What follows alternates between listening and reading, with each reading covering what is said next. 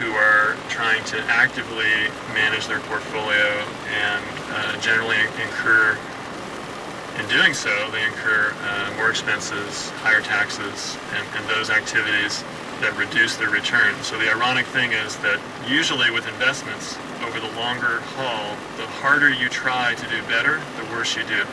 It's almost like I imagine a swimmer who's swimming against the grain and working too hard instead of stroking smoothly. I think it's similar with investments. But what's beyond ironic about that, and what's astonishing about that, is the industry that has grown up to advise people, to help people, to guide them in this process, where what you're saying is get in the middle of the mainstream and let the current carry you along, and you'll do best. You're right. The industry is built around a different idea. And of course, the industry makes a lot more money advising people to trade and be more active. So clearly there's a financial incentive to promote that idea. But fortunately for an individual investor who is informed, there is an alternative. Okay, the 5 decisions, in a nutshell. Run them down for us. First, do you invest on your own or do you hire help? And if you decide to hire help, whom do you hire? Decision 2, the asset allocation decision.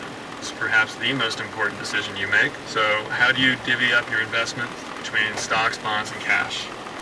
Number 3, the diversification decision. How do you divvy up the money within each of those categories of stocks, bonds, and cash? 4th decision is, do you invest actively or passively? And the 5th decision is, do you rebalance? And if so, how? I noticed that in 1998 you co-authored an earlier book on The Prudent Investor's Guide to Beating Wall Street at its Own Game. How different is the guidance from 1998 to 2011? Well, the books are very different. The guidance, I would say, is essentially the same, although in those years some advancements have been made in understanding diversification benefits and some additional asset classes have come about, and of course emerging markets are a lot bigger now than they were then. So there are some subtle differences in the investment strategy, but essentially the idea is unchanged. And by design, we made the investment answer relatively short and as clear as we could possibly make it. We wanted this to be a book that could be understood by any investor, and we're hoping that a lot of investors who otherwise would not buy an investment book will pick this one up. Well, Dan Goldie, thank you very much for talking with us today. Robert, it's a pleasure.